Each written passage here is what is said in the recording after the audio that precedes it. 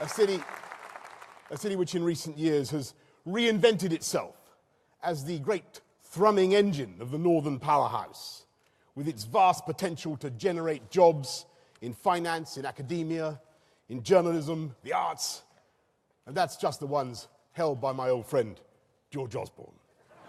And since our subject this afternoon is how to win the future and build global Britain, I want to introduce our superb Foreign Office team, our PPSs, Connor Burns, Amanda Milling, our Whip, David Evanet, our ministers covering the Middle East, already one of the most expert parliamentarians in that field, Alistair Burt, covering Africa, Rory Stewart. Thank you. That applause for these great men. And like the pharaohs of Upper and Lower Egypt, they are double-hatted ministers in the sense that they simultaneously represent the FCO and DFID, bringing together our foreign policy and our aid programmes. In the Lords, we have Tariq Ahmad, who is working to ensure that next year in London we make the most, at last, of an institution that takes 2.4 billion people, 52 of some of the fastest growing economies in the world, and unites them in admiration of the service provided by Her Majesty the Queen, the Commonwealth. And we will have a Commonwealth Summit to do her justice. Just back from Burma, I think, making clear this country's disgust at the treatment of the Rohingya, Mark Field, and dynamically triangulating between Europe and America, decoding President Trump to President Juncker, and vice versa. We have that Mount Rushmore of wisdom, Sir Alan Duncan. We have a great team, and we are getting on with the job. And yet, frankly, folks, as I absorb the general tone of the national conversation, I don't think I have ever known so many to be sunk in gloom and dubitation about Britain and the world. Every week, I pick up a fine British-edited international news magazine of the kind that you'll find in the briefcases of jet-setting consultants, glossy, covered, elegantly written, suspiciously unread. Every week, these publications have found new reasons to be slightly less than cheerful about this country. Every day, a distinguished pink newspaper manages to make Eeyore look positively exuberant.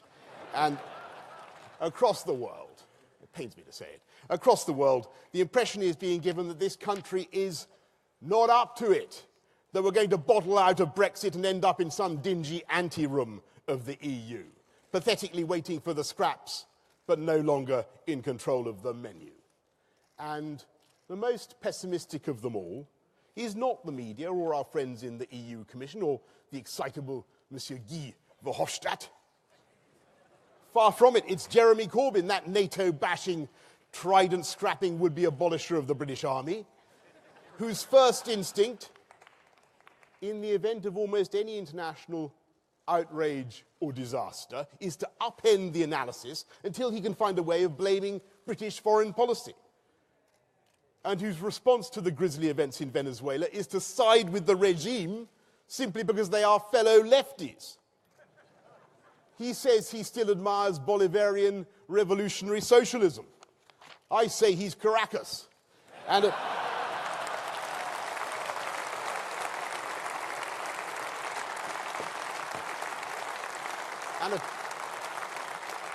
it's beyond satire. It's beyond satire. At a time when the world should unite to condemn Venezuela's Maduro, we have the leader of Britain's official opposition giving cover to a government that is jailing opponents, shooting demonstrators, intimidating journalists, and repressing human rights. It is a disgrace. And I can tell you, there are many Labour MPs who feel appalled that their party is still led by this man, with his peculiar belief expressed in glutinous victory-style rallies up and down the country that he somehow won the election. He didn't win. You won. We won. 56 seats ahead.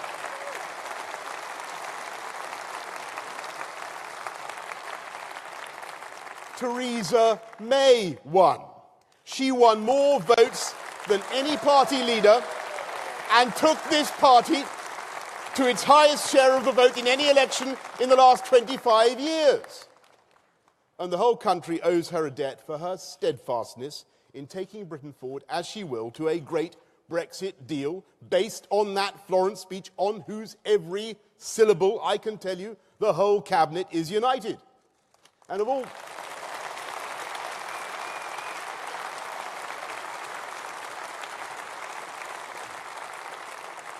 And of all the areas where Corbyn is content to talk this country down, there is none more ludicrous and vacillating than his policy on Brexit. In the customs union 1 week, out the next, in the single market, out the next, in, out, faster than one of those members of the shadow cabinet who gets sacked before she knows she's even been appointed. A kind of manifestation of Heisenberg's uncertainty principle. It would be disastrous if that negotiating strategy were put into practice. And in leaving Britain in limbo, locked in the orbit of the EU, but unable to take back control, unable to do proper free trade deals, Labour would inflict a national humiliation on us on a par with going cap in hand to the IMF. And yes, I know when you talk about the IMF in the 1970s, I'm aware that we come up against a difficulty. We must accept that we imagine that people immediately understand about power cuts, about the 3-day week union bosses back in Downing Street, state-made British rail sandwiches. We think people get the reference. But unfortunately, going back to the 1970s sounds to too many people like a massive joint revival concert by David Bowie, Led Zepp, and the Rolling Stones. And that is because people can't remember the Stones and Bowie, Led Zepp, monuments of our global culture, actually fled these islands, not led them, fled them. Might have been even more better if they'd led them, frankly, in that period. Fled these islands.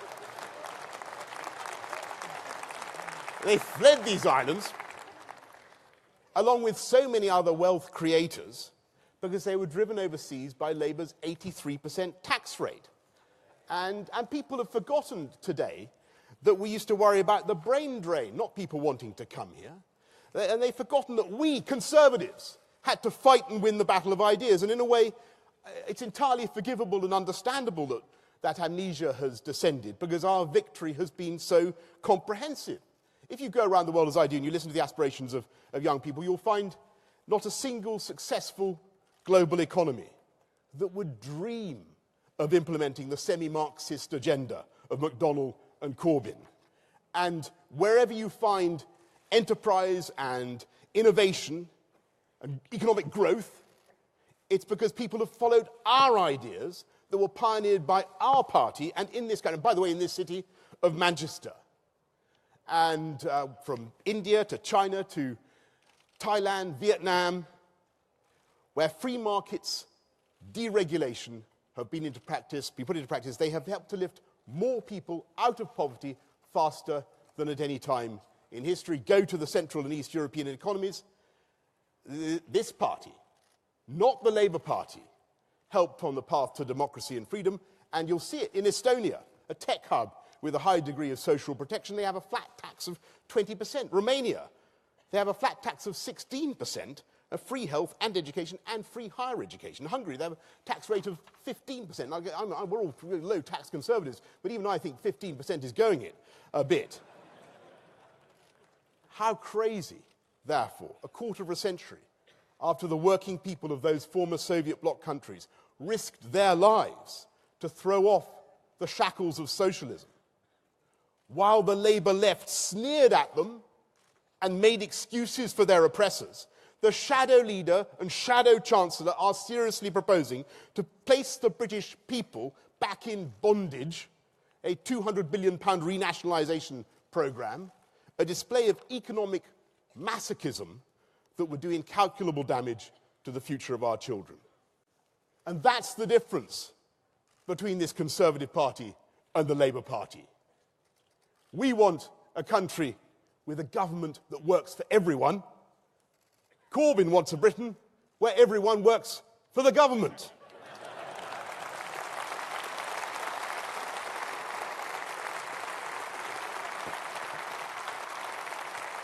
And this battle of ideas is not lost in memories of the 1970s. It is back from the grave, its zombie fingers straining for the levers of power. And that is why we cannot rest. And we may have the most illustrious battle honours of any political party in the world. But now we have to win the battle for the future. And the way to win the future is not to attack the market economy, not to junk our gains, but to make it work better. Make it work better for the low paid, turning the living wage under this Conservative government into a national living wage. Make it work for all those who worry their kids will never find a home to own by building hundreds of thousands of homes, as we are, far more than Labour ever did. Make it work better for parents who can't find good enough childcare. 30 hours of free childcare for 3- and 4-year-olds every week. And above all, help people who are struggling by driving the benefit reforms that have helped millions back into the dignity and self-esteem that goes with a job, and which has seen inequality not rise, but fall, as Philip Hammond rightly said yesterday, to the lowest levels for 3 decades. And to win the future, we must communicate once again our great central idea of one nation conservatism. That for all its faults, an open, free trading and thriving market economy is the only sustainable way to create the wealth we will always need to help the poorest. The surest way to finance the platform of great public services and great infrastructure that themselves enable business to succeed. And the only way to win the future is not to retreat from the world, not to abandon globalization, but to play our part, as we always have, in making the world safer and freer and therefore more prosperous. And that is why we must believe in global Britain, not dismiss the very notion of a world role, as Jeremy Corbyn does, but accentuate and be proud of that role. There are places where it is simply our moral duty to British passport holders, like the overseas territories in the Caribbean, whose islands have been overwhelmed by the biggest catastrophe for 150 years. It's an eerie scene, not a leaf remaining on the shattered trees, houses turned into streaks of plastic and wooden litter, boats hurled on top of one another or lodged absurdly up hillsides. Of all the disasters I've seen in my lifetime, none has overturned the lives of so many UK nationals. And yet we should pay tribute to the unconquerable resilience of those islanders. And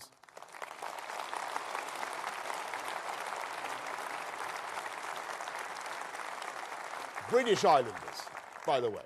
And together with Priti Patel and Michael Fallon, this government will work to put them back on their feet. And of course, our responsibilities go still wider. When we protect the world, we protect British interests. When we campaign for the stability of the South China Seas, that is because through that narrow, pulsing jugular of the Malacca Straits, only 1.7 miles wide, goes fully 25% of world trade, including huge quantities of British goods. Across the Middle East and North Africa, we are helping to bring peace and defeat terrorism, not just because that is right in itself, but because these will be the great markets of the coming century. Just in the last few weeks, I've seen British troops training the Nigerian forces to defeat the numbskulls of Boko Haram around Maiduguri, where British doctors are tending the maimed victims of terror.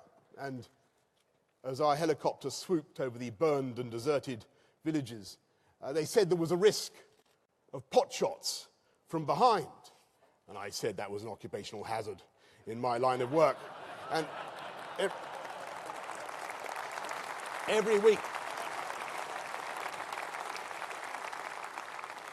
week with UK help, the brave Nigerian forces are winning. But you can't just tackle the problem in Nigeria. Those terrorists, AK-47s, are being smuggled down through the desert from the chaos in Libya. And so in Tripoli, I've seen the charred ruins of our embassy, a smashed snooker table, the room where Tony Blair once held a banquet. But I was proud to run that Union Jack back up the flagpole. And that embassy is being rebuilt, with or without the snooker table.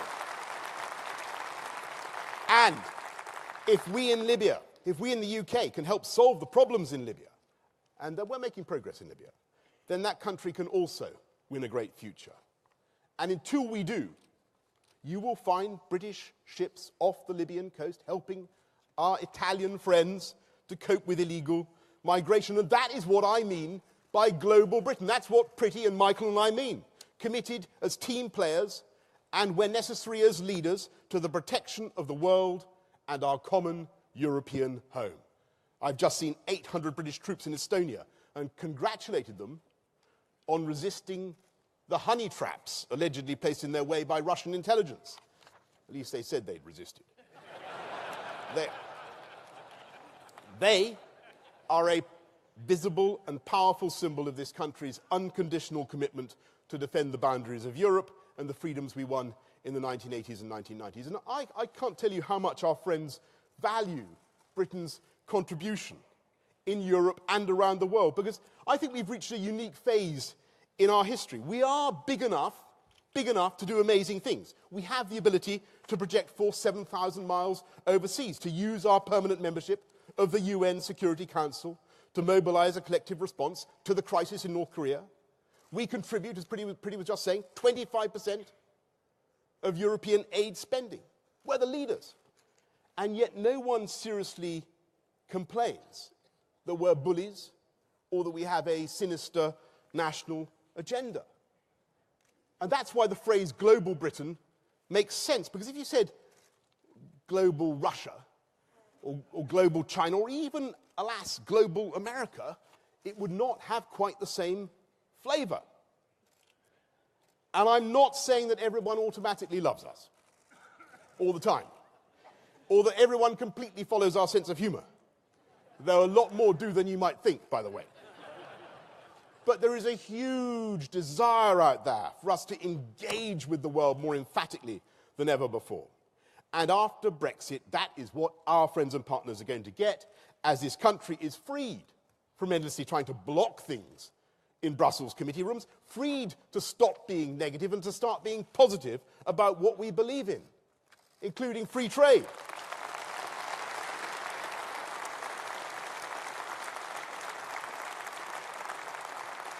You see my friend Michael leading the clap there. And yes, we are leaving the EU. But as the Prime Minister has said in her Florence speech, we can create a deep and special partnership built on free trade, with a strong EU buttressed and supported by a strong UK. And since it is manifestly absurd to argue that European values or culture or civilization are somehow defined or delimited by the institutions of the EU, we will be no less European. Britain will continue to be European in culture, geography, art, history, architecture, spiritually, morally, probably.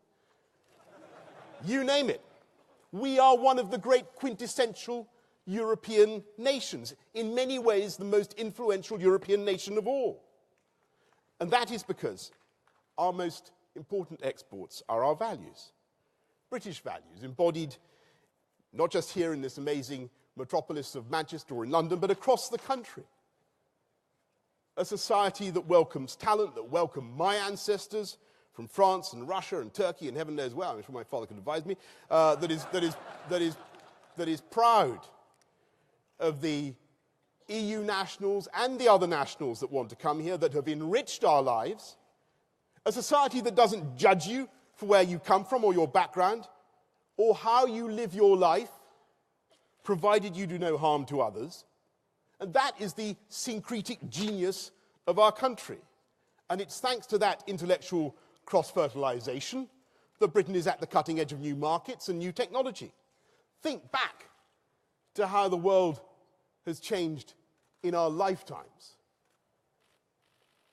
And then think forward. Let somebody take a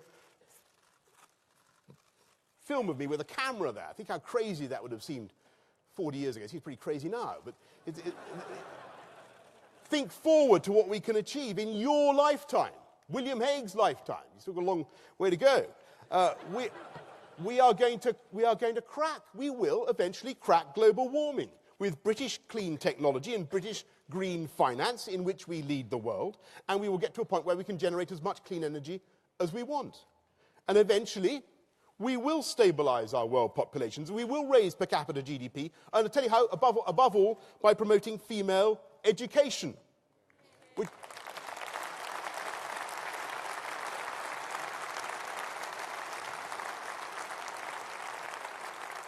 Which is at the heart of all British overseas policy. And we should be proud, you should all be proud, of the young women and girls that we are helping to teach around the world. As Priti has said, in Africa, in South Asia, 6 million of them in the Punjab in Pakistan alone.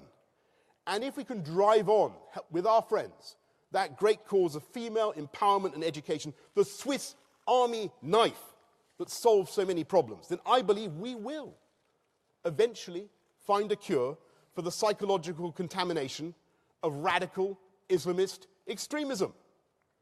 Just as we eradicated smallpox and polio, it came and it will go. And of course, we will have problems. Humanity is always going to have problems of afflictions in mind or body, because without pain and doubt and anxiety, there can be no pleasure and no triumph and no success. But success will not be achieved by allowing the UK to retreat from our global role, but by reinforcing that role. And breakthroughs will not come through the edict of some Corbynist bureaucrat in some ministry of plenty, but through the effort of inventors and scientists and business people and students and dreamers, of whom we have so many. And to all those who are really worried about the UK today, let me remind you, it was only 8 years ago that we stood on the verge of the nastiest and deepest recession for 70 years. And I remember being taken up onto the roof of City Hall, which I then ran, by a female American TV journalist. And she rather took the wind out of my sails by saying, "Mr. Mayor, look around you." This was in 2008. Things weren't looking good. She said, "No one is building anything in your city." And she was right. All the cranes were down because confidence had gone, deserted us. All I can say is look at London today, storming ahead. Even if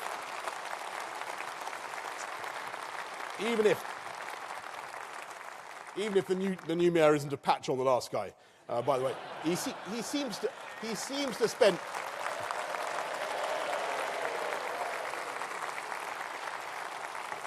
to spend his time rather ineffectually trying to ban things. Why can't he do something for a change?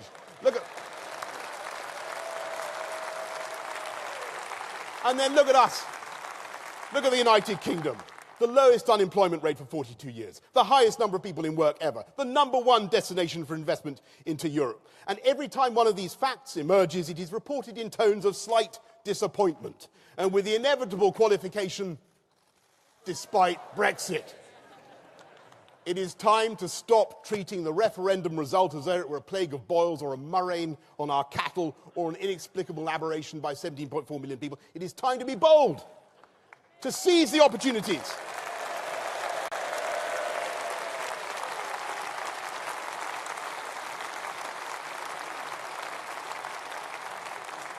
And there is no country better placed than Britain, which is not only the place where the atom was first split, but which has become a gigantic cyclotron of talent in which people are coming together from every discipline to produce constant flashes of inspiration. Indeed, we are consistently rated the global capital of innovation.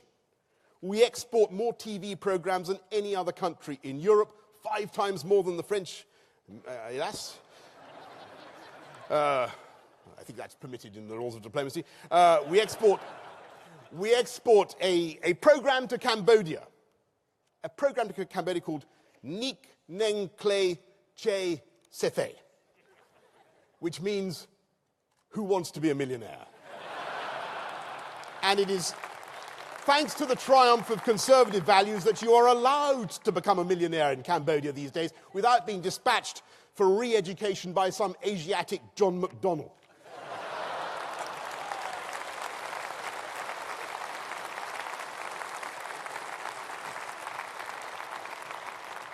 We lead the world. We lead the world in bioscience and fintech and many other techs and some branches of artificial intelligence, cybernetics. What's Labour's what was Corbyn's first response on hearing the news that we lead the world in cybernetics? He wants to tax robots.